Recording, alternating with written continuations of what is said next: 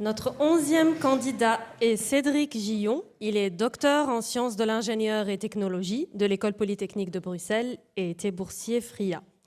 Le titre de sa thèse est Paroxysmal Atrial Fibrillation, Onset Forecast and Risk Identification during Sinus Rhythm, a Machine Learning Approach.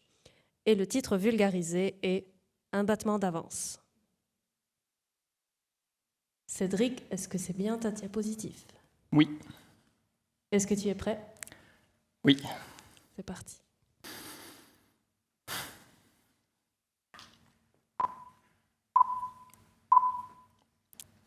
Notre corps est une magnifique machine de bio-ingénierie composée de milliards de cellules qui interagissent entre elles.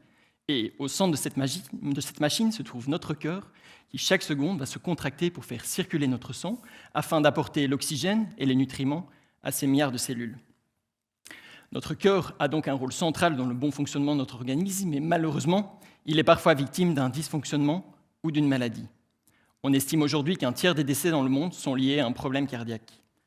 Dans ma recherche, j'étudie une maladie qui s'appelle la fibrillation atriale.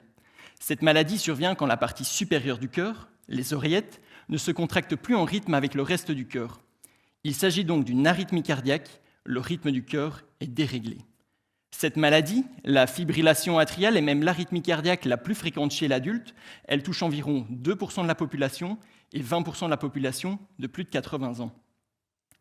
Le principal risque pour les patients atteints de cette maladie est que le sang ne circule plus correctement dans le cœur, ce qui va favoriser la création de caillots sanguins, des petits blocs de sang coagulés. Et lorsque ces caillots sont éjectés dans le corps, ils peuvent bloquer un vaisseau. Et si ce vaisseau se trouve dans le cerveau, cela peut provoquer un accident vasculaire cérébral, un AVC. Les patients atteints de fibrillation atriale ont un risque 5 fois plus élevé d'AVC et il faut donc détecter et traiter cette maladie le plus tôt possible. Le but de ma thèse est de comprendre s'il est possible de prévoir l'arrivée de cette maladie avant son apparition.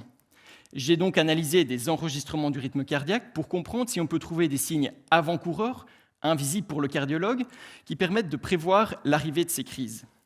J'ai commencé par récolter des enregistrements du rythme cardiaque dans des hôpitaux en Belgique et au Luxembourg, et avec l'aide d'un cardiologue, j'ai annoté le début et la fin de chacune des crises. Ensuite, en utilisant toutes ces données, j'ai entraîné un modèle d'intelligence artificielle, ces modèles qui sont capables aujourd'hui d'apprendre à partir d'une grande quantité de données. J'ai cherché à savoir si ces modèles étaient capables de différencier le rythme cardiaque normal, proche et distant du début des crises. J'ai testé différentes méthodes d'analyse du rythme, différentes méthodes d'optimisation des modèles, et mes résultats montrent que ces modèles sont capables de prévoir l'arrivée de ces crises, et que plus la prédiction est proche de la crise, au plus le modèle est performant.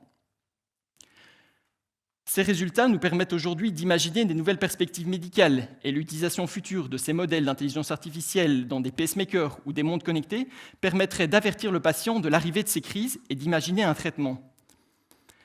Ces résultats ouvrent également des nouvelles perspectives pour les cardiologues pour un meilleur dépistage de cette maladie dans la population, afin d'identifier les patients qui sont les plus à risque et toujours garder un battement d'avance sur la maladie. Je vous remercie.